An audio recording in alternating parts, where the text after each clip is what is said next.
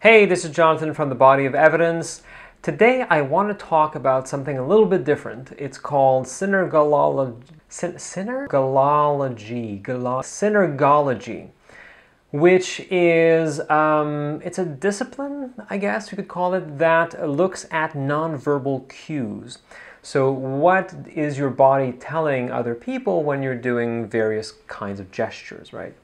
Now, if you don't speak French, you may have never heard of it.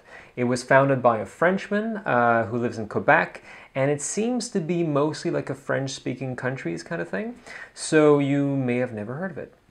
But it does exist, and I was very curious to see what it was all about. So I went to a talk that was given by its founder, Philippe Turchet. The talk took place in Longueuil, which is next to Montreal, at the University of Sherbrooke. They had simply rented the space. The university had nothing to do with the talk.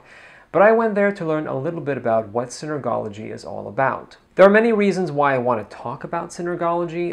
The first one being that there are parallels to be drawn with alternative medicine, and you'll see why. The second thing is that if you want to be a synergologist, if you want to learn more about this, you have to give them a lot of money. It takes 15 two-day sessions to become a synergologist, and every two-day block costs $450. So you can do the math. Another reason is that the Bar of Quebec once offered classes in synergology to its lawyers, and at least 2,000 of them took those courses. So this is reaching, and it's just not just lawyers, but teachers as well, and judges, and police officers, and criminalists, all kinds of people who hold a lot of power and authority in our society in Quebec know about synergology and presumably use it in the course of their work. So the talk at the university was attended by about 70 people. It was pretty mixed in terms of gender, in terms of age. So the founder, Philippe Turchet, told us about synergology and what it is, and essentially the fact that he has built a catalog of 1,200 gestures and movements over the course of 30 years, this huge catalog of 1,200 gestures, and he has codified the entire thing so that everybody in synergology can talk about the same movement. So if I do this, for instance, with my left index finger, it's referred as this in synergology. So, and the goal of this grid is to essentially associate a movement with a state of mind. So here's an example. So if I do this, this is supposed, according to them, this means I have a problem. Right? So I'm in a situation where my subconscious is telling itself, wow, I'm in deep. And so I do this, and it betrays this subconscious feeling that I have. And if you're a synergologist, you can look at somebody who's doing this and think, okay, there's a good chance that this person has a problem. Now, a number of claims were made that night to explain what synergology is it a science or not, and how do they come up with these associations between gestures and signifiers. And one of the main claim was that they look at TV clips. So how do they find out that this means I have a problem? They look at mostly, it seems, French people being interviewed on French television.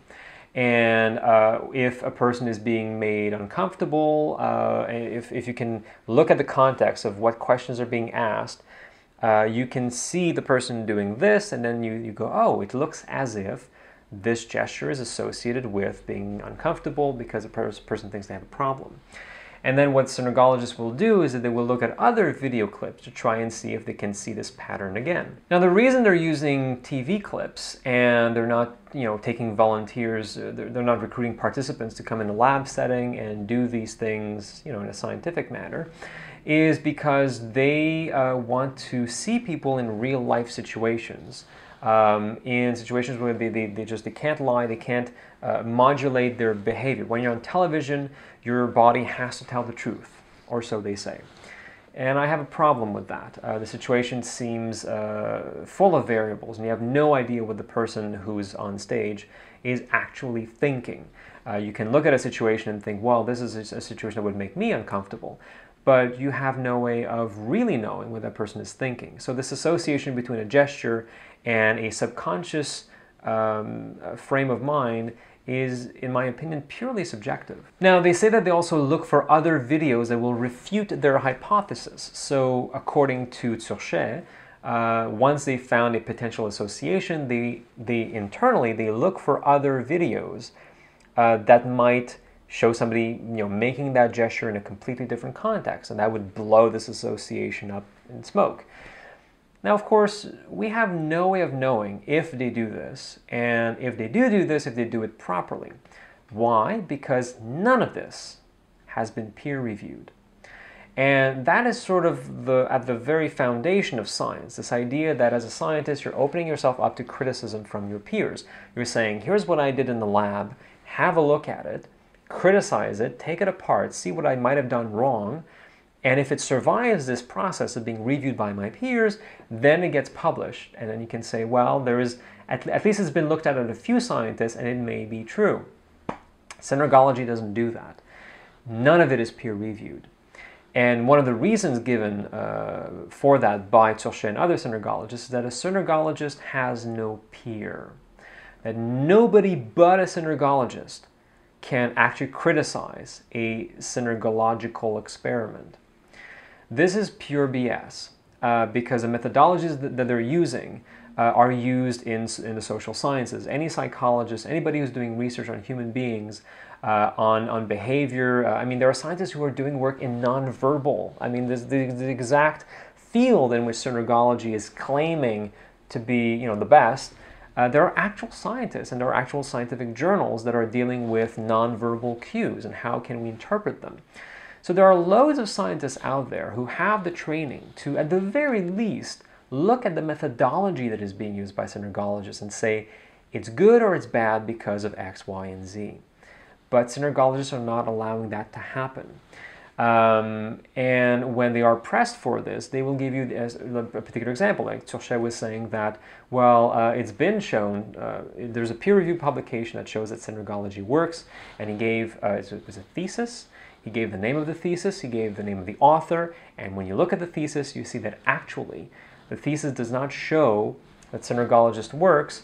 It shows that the author of the thesis merely used synergology because she couldn't find anything else for whatever she needed to do in her project. Now, this is the equivalent of me using astrology in my thesis and claiming, well, I couldn't find anything else out there, any other tool that would show the relationship between the movement of the planets and people's personality traits. So I had to use astrology. It doesn't prove that astrology works, it only proves that it was the only thing available to me. And this brings us to the central question at the core of synergology, which is it a science? And Turchet is very crafty, and he says, no, it's not a science. It's a scientific approach. Now, you can't have it both ways. You can't use the word scientific and then say it's not a science. But that is exactly what he does, and that's exactly what a lot of alternative medicines will do as well. You want the patina of legitimacy that science brings you, but you don't want the bad stuff. You don't want to open yourself up to criticism from other scientists who will completely debunk what you're doing. And so you come up with this closed system where nobody else has access to it. You use scientific sounding words, but none of this is being criticized from the outside. The reason why Turchet does not want other scientists to look at synergology, his reasoning, is that you can't use replication when dealing with humans. Now, replication is at the core of validity in science. If a particular group shows something, you want another group to look at it and try to redo the experiment and show the exact same result. That's an indication that it might be true. And Turchet is saying, well, you can't do this with synergology now because human beings are so complex. So basically what he's saying is that, well, we can't do psychology, I guess. We can't do research in psychology. We can't do medicine. We can't do medical research because human beings are so complex. We can't expect replication.